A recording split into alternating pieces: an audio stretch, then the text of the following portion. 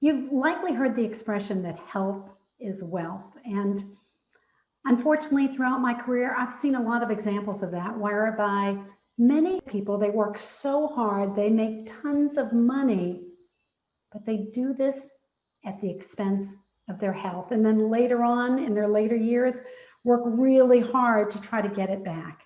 And it doesn't always work well. But that's not the only way that health and wealth are interconnected. In fact, our guest here today is going to be talking about how it's the same behavior that affects both health and wealth. And right now, health and wealth are taking a big hit through the pandemic for many of us. So she's going to talk about what this behavior is and, more importantly, what we can do about it. Hello and welcome to Dr. Joe's Health and Sanity Call. I'm Dr. Joe, a wellness expert and professional speaker who helps busy people stay healthy, sane, and productive. For more information of how I can help you and your organization, visit drjoe.com, drjo.com. Tammy Lynn Guns has been a leading healthcare executive for 2 decades. She's an international public speaker, a TEDx speaker. She has 2 master's degrees, has authored 2 books, and has served on 2 healthcare board of directors. She's a graduate of both the University of Wisconsin and the University of Michigan. So welcome, Tammy. Good morning. How are you? I'm doing great. So I was really intrigued with your whole topic of health and wealth. What are the surprising similarities between health and wealth and how our behavior affects that? Well, that's a great question. And actually, the similarities are in that the initial underlying behaviors between something that's good for you healthy or good for you wealthy are actually rewarded in the wrong direction. Now, really?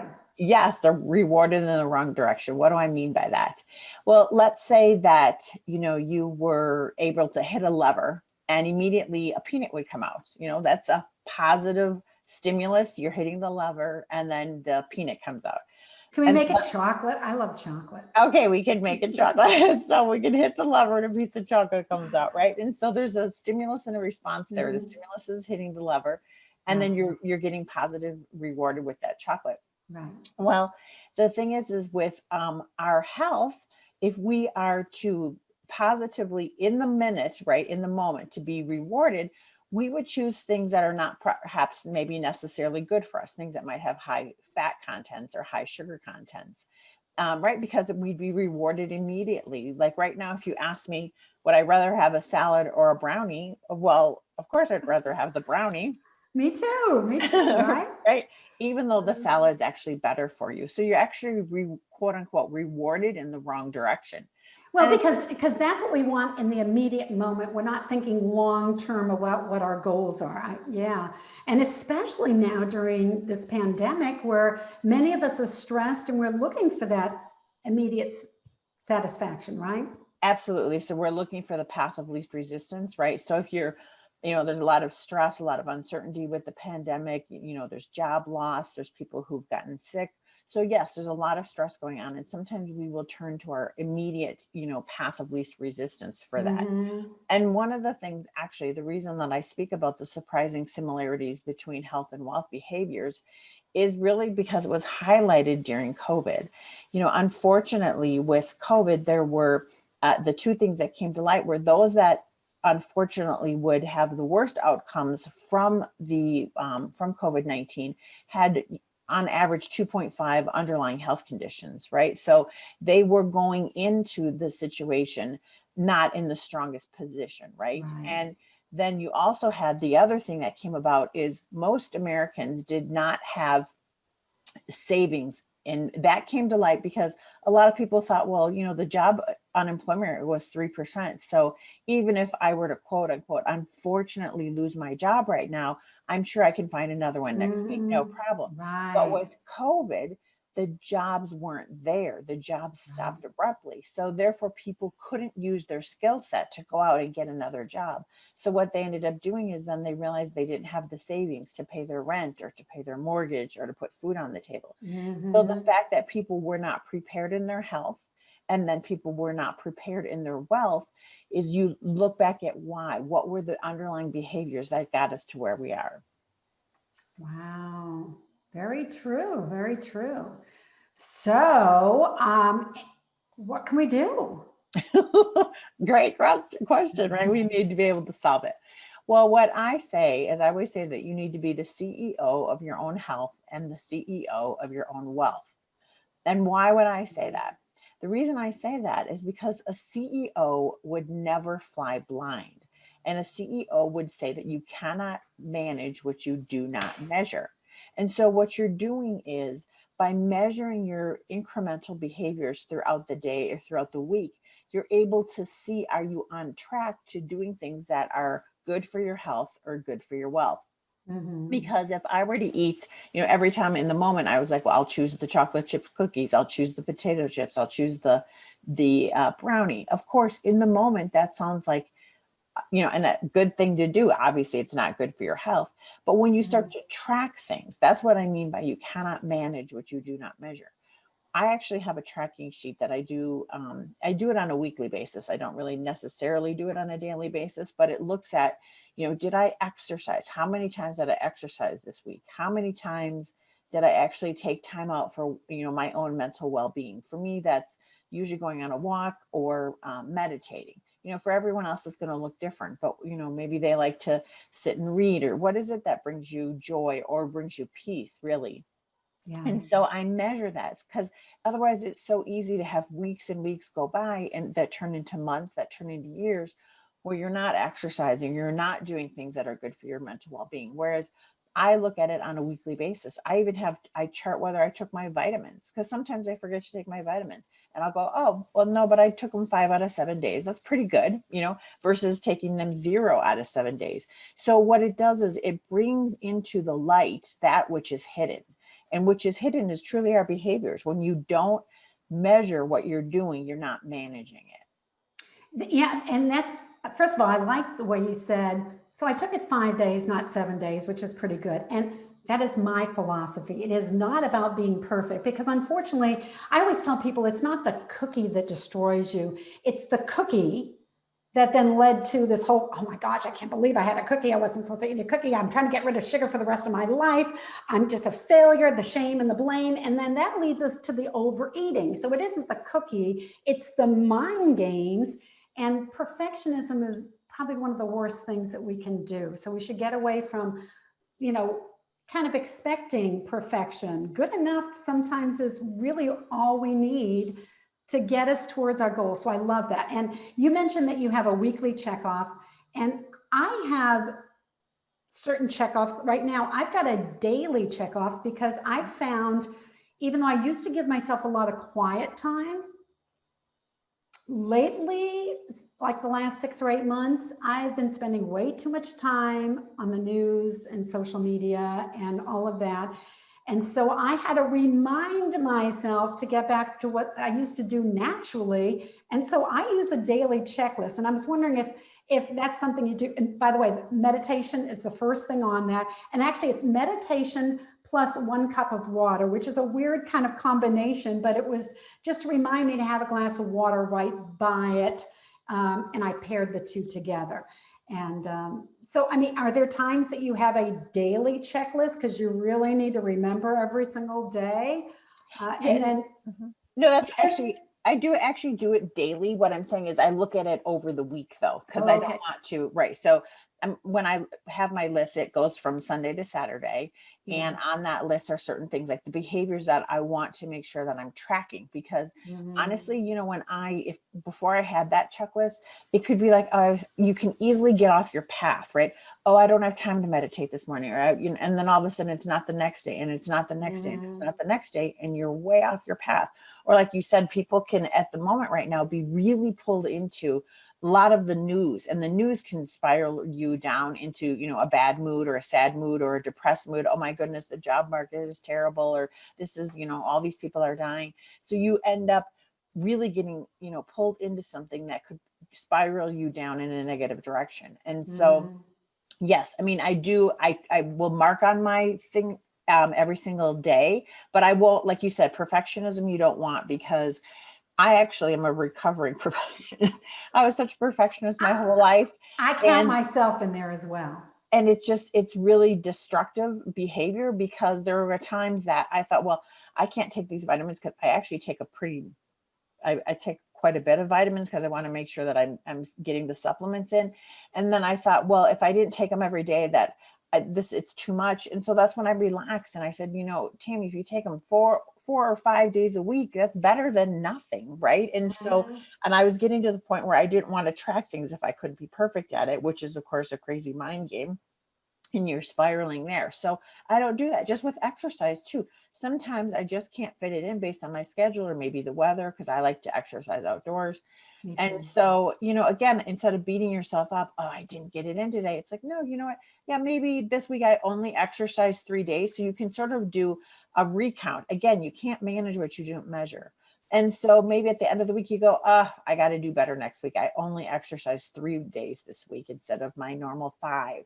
So it's a way to go back and assess, and then say, I really do need to make time for this, because this is important. And then kind of strategize, I think, like, okay, what happened? Why did it get away from me? Why didn't I exercise the 5 or 6 days that I usually do?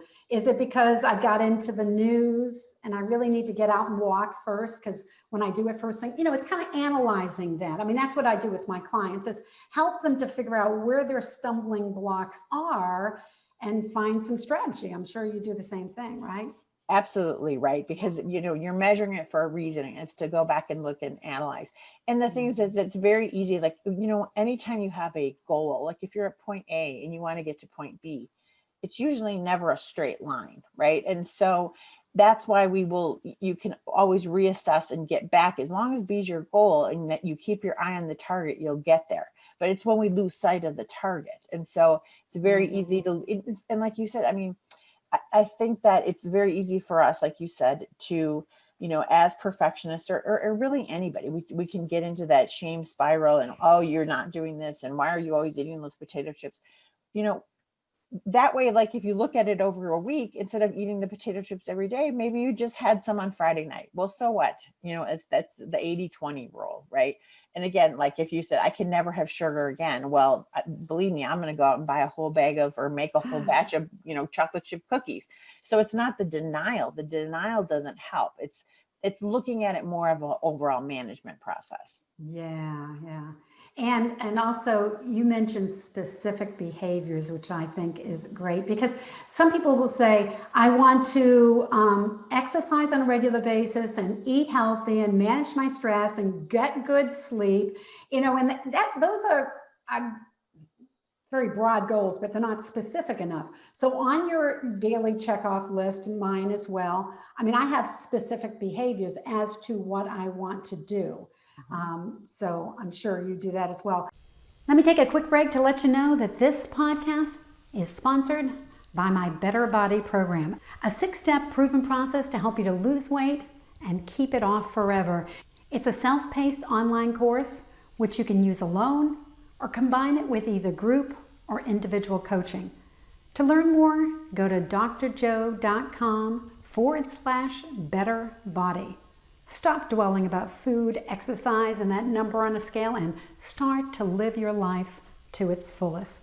Go to drjoe.com/betterbody. Because of my field in the health arena, I understand having specific categories. Like I even said, meditate 10 minutes plus 1 cup of water. That was, is on my checklist. So for my listeners who probably are more in tune with the health, because that's what my messaging is all about, give us some examples of what you might put on your daily checkoff list to help you achieve your financial goals when that seems like either so far away because they're so far away from retirement, or they're in a bad funk because during this period of time, perhaps they're unemployed or underemployed, or they're feeling hopeless about their future wealth? Well, great question too. Number one is to actually have a budget. Um, because I'm a financial advisor and I speak with clients all of the time. And amazingly, a lot of people don't even have a budget, right? So again, you cannot manage what you do not measure. So one of the things is when people actually sit down, now this is more of a larger scale exercise, but then you can break it down into daily or weekly habits. But Right. when people start to look at, you can grab your checkbook, your bank statements, you can grab your credit card statements, and you can start to see where you're spending your money. And then you can start to see where there could be leakage. One of the things I find with my clients is, they may have these subscriptions that are hitting their credit cards every month and they don't even know what they are. It could be $3.99 for this or $9.99 for that. And they realize that they're not even using that service. And so the first thing is to really, get a handle on where is all the money going.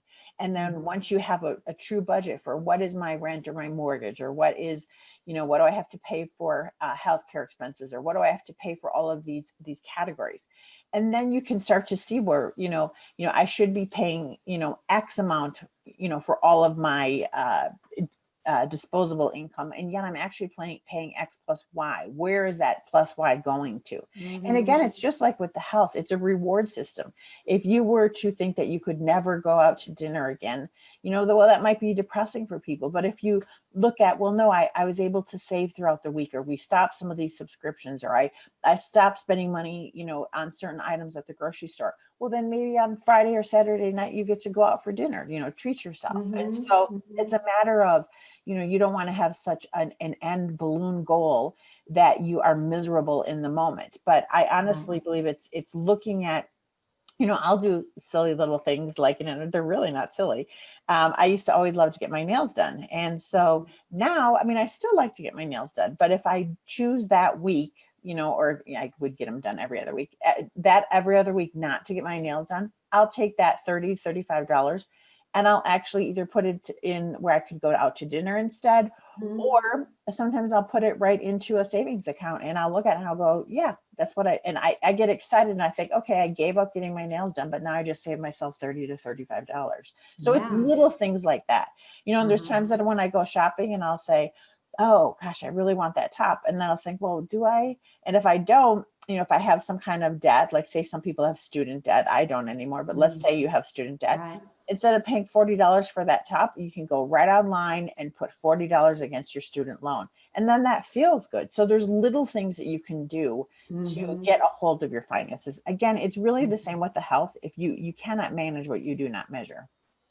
I think curiosity, kind of like what you're talking about there, is really important to help with health and wealth. So for example, you say, oh, I really don't like to eat healthy. Just to be curious. How are other people eating healthy? And maybe find something about what they do that you say, oh, I never really thought about that. Yeah, I can do that. And I think with wealth as well, I came from a very large family, so where there were 9 kids, 11 people. And so even though mom and dad, well, in the beginning struggled, but, eventually as I got into high school, they had good jobs, but still divided by 11 people and putting them all through college, we still kind of struggled there. And so luckily I had a good mentality about it. And I've shared with other people that kind of a little envious of it. And basically what it is, even now when money isn't so scarce, I find it challenging to get a good deal. You know what I mean? Instead of spending whatever would be hundreds of dollars and, can I get it for a 100 instead of 100? Yep. Can I get it, for 40? Can I wait for a sale? Is there a coupon? And I've taken it all as part of, it's fun. It's a challenge. So it's not like a struggle, I guess. And I've just had a lot of friends say, hey, that's a really interesting way to look at it as a challenge. So. Absolutely. Yeah. And the other thing, I talked to some of my clients who have high deductible healthcare plans. And, if they can certainly put money into an HSA account, that's great. But if they can't, I always say to them, call your healthcare provider and negotiate with them. If the bill's $100, ask them, hey, will you take, $75 if I pay it right now today? And so there's, just like you said, you can make some things fun. Just don't assume that you have to pay, the suggested price. And so, yeah, you can Wow, make it I've never done that before. fun. Yeah. Wow. I had my daughter just do it with her dentist too, because she unfortunately had 3 cavities. And I said, okay, well, talk to your dentist and see what they'll take for a price. But most people don't really do that or know to do that. So they just pay what's on the bill. And then they put it on the credit card. They don't pay it off completely, and they're running up exorbitant finance charges and perhaps late fees. Oh, yeah, I can see where that would work. All right. Well, do you have any other final thoughts about health and wealth and what we can do in the moment? Any other thoughts? Well, just that, remember that, life is a journey. It's not a destination, because of course the destination means we're gone, right? Oh my gosh. Right. So therefore just enjoy every day, like you said, and really try to do the best that you can, and really instead celebrate the wins instead of beating yourself up about, if you happen to have a brownie, so what, then make sure you have something healthier at the next meal. Don't just say the whole day is ruined. Oh my gosh, I might as well get out the bag of potato chips. No, you can always get right back on track at any moment. So. Yeah. When I'm talking with clients and they talk about that brownie, I'll say, I kind of remember you talking about how you would eat half a pan of brownies. You had one brownie? You did really good. Absolutely. I mean, think about that, right? Compare it to how we used to do. And it's all about making small steps in the right direction. So I'm all about that. So thank you for enlightening us about how health and wealth and the way we reward ourselves are kind of intertwined. I never had really thought about that.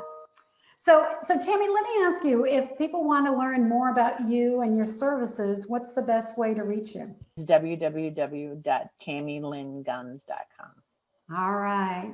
Well, thank you very much for coming on the podcast. We'll talk again soon. Thank you. You have a great day. All right. Bye. If you enjoyed today's Health Insanity Call, please subscribe to the channel and share it with others. For more information about how I can help you and your organization, visit drjoe.com. That's just 4 letters, drjo.com.